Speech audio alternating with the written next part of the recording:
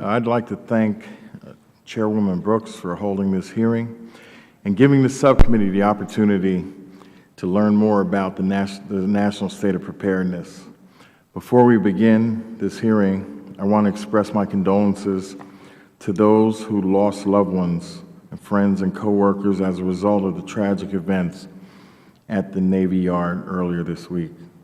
I also want to thank the first responders for their heroic efforts in that time of need. Last week, we commemorated the anniversary of September 11th.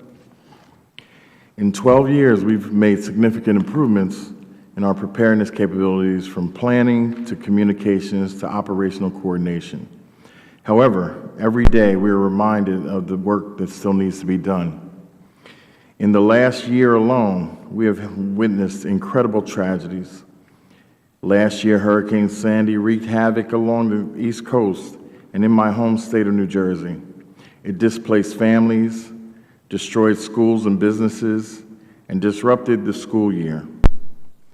In December, a shooter killed 20 children and 6 adults at Sandy Hook Elementary School. In April, terrorists detonated explosives at the Boston Marathon, killing 3 people and injuring many more. In May, tornadoes devastated Oklahoma. 2 elementary schools were in the path of the tornado, and tragically, 7 children died at one elementary school. After each of these incidents, the National Collective asked, what could we have done differently? We wonder how we could have prevented them. If prevention is not possible, we wonder how we could have mitigated the devastation. And if you're a parent, these tragedies cause you to wonder about how best to protect your children. Earlier this month, Save the Children released its annual report card on protecting children in disasters.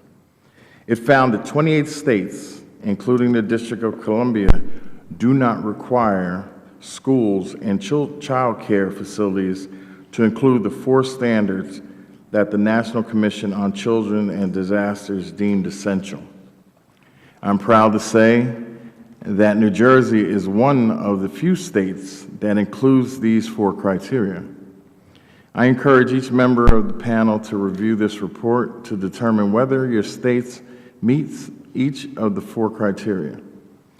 And if your state does not meet the standard, I would urge the members to call their state officials and ask why. And along with this individual advocacy, I believe that as a national legislative body, this Congress can do and should do more.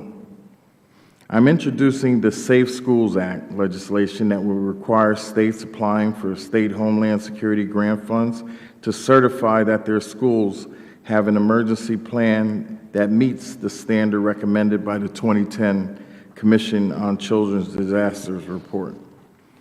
I want to thank Save the Children, and I apologize for not wearing one of my 4 Save the Children ties today, for their support of my legislation and for all their hard work in making sure that our children remain a priority, the #1 priority in our disaster planning and preparedness efforts.